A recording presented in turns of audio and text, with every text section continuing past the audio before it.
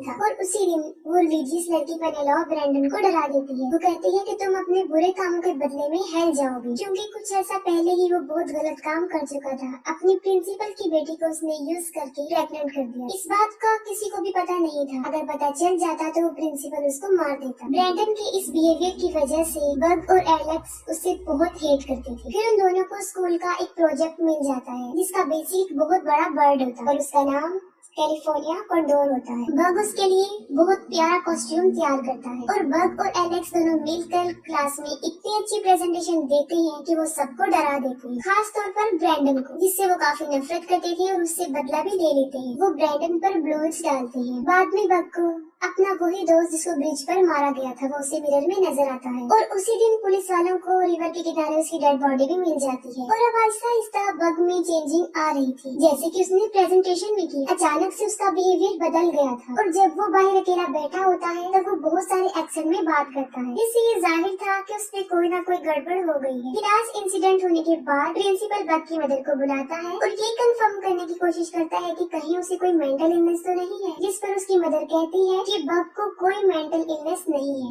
वो बिल्कुल नॉर्मल है। लेकिन हकीकत में ऐसा नहीं था और इसके साथ ही एक बहुत बड़ा राज खुलता है और वो ये है, जब रीपर यानी एबन ने अपनी वाइफ का मर्डर किया था जब उसकी वाइफ प्रेग्नेंट थी, उस वाकये के कुछ देर बाद ही वो बच्चा पैदा हो गया था और वो बच्चा कोई और नहीं था बल्कि वो बग ही था। यानी बग ही सीरियल किलर का बेटा था और जिसे उसने पाला था वो उसकी आंट थी। और ये राज अभी तक राज ही था जिसे कोई भी नहीं जानता। इस बात का किसी को भी नहीं पता था, यहाँ तक कि बग को भी नहीं पता। और लिया असल में रीपर की बेटी है जो उस वक्त 5 साल की थी और इस हादसे में बच गई थी। और जाहिर है अगर बग के फादर को मेंटल इलनेस थी तो शायद बग को भी ये हो सकती है। और उसी रात टाउन में फिर एक मर्डर होता है। पेनेलोप को कोई बुरी तरह मार देता है और अभी तक किलर का कुछ पता नहीं होता। फिर ब्रैंडन और ब्रिटनी दिखाए जाते हैं जो कि जंगल से गुजर रहे होते हैं और वहाँ पर ब्रैंडन ब्रिटनी के साथ जबरदस्ती करने की कोशिश करता है और वो उससे जान छुड़वाकर वहाँ से भाग जाती है। ब्रैंडन भी उसके पीछे भागता है। जब वो आगे जाता है तब उसे पेनेलोप की लाश मिलती है और ठीक उसी वक्त उसके पास कॉल आती है। असल में वो मर्डर ब्रैंडन ने ही किया होता है और पुलिस उसे कहती है कि वो उसे पकड़ने आ रही है। ये सुनकर वो काफी डर जाता है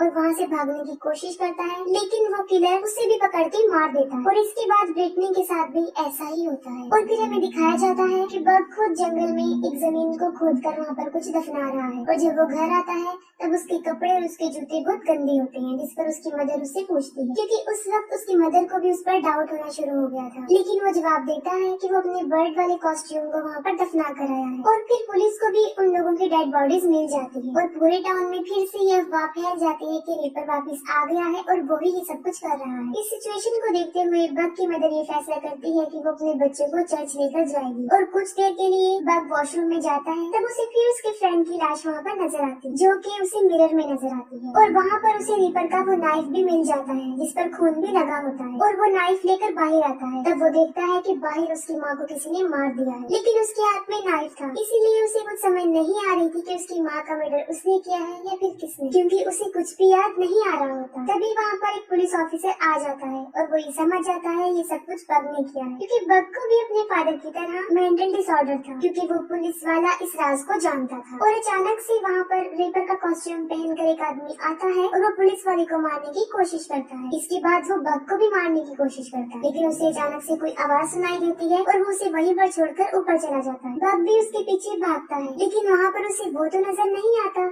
बल्कि अपने ब्लाइंड फ्रेंड जेरोम की डेड बॉडी मिलती है और इतनी ही देर में एलेक्स भी वहाँ पर पहुँच जाता है। यहाँ पर सारे राज खुल जाते हैं। बग असल में वाकई इनोसेंट होता है और उसने कोई भी मर्डर नहीं किया होता और यहाँ तक कि उसके फादर भी बुरे इंसान नहीं थे, वो भी बग की तरह इनोसेंट ही थे। और असल में ये सब कुछ जो भी करवा रहा था वो किसी और की सोल थी जो कि उनकी बॉडी में थी और जिसकी भी सोल थी बहुत जालिम थी, जिसने एबल से ये सब कुछ करवाया था। और अब 16 साल बाद वो फिर वापस आ जाती है और इस मर्तबा वो एलेक्स के अंदर आती है। उसने अपने ही फादर को मार दिया, फिर बग की मदर को और अपने 4 फ्रेंड्स को, और सब मर्डर बिल्कुल परफेक्ट टाइम पर हुए थे जब एलेक्स वहाँ से गायब था। और बग को अपने दोस्तों के सोल नजर आने की विजन्स इस बात का इशारा करते हैं कि उन सब की सोल बग के अंदर आ चुकी थी और यही वजह है कि बग अलग अलग एक्सेंट में बात करता था और वो फीमेल वॉइस में भी बात कर लेता था। और लास्ट सीन में एलेक्स बग को भी मारने की कोशिश करता है, लेकिन बग का बेस्ट फ्रेंड एलेक्स जो कि अब अपने होश खो बैठा था और मजबूरन बग को उसे मारना ही पड़ता है और उसकी वो गंदी सोल वहाँ से चली जाती है जो सारे मर्डर करवा रही है। एलेक्स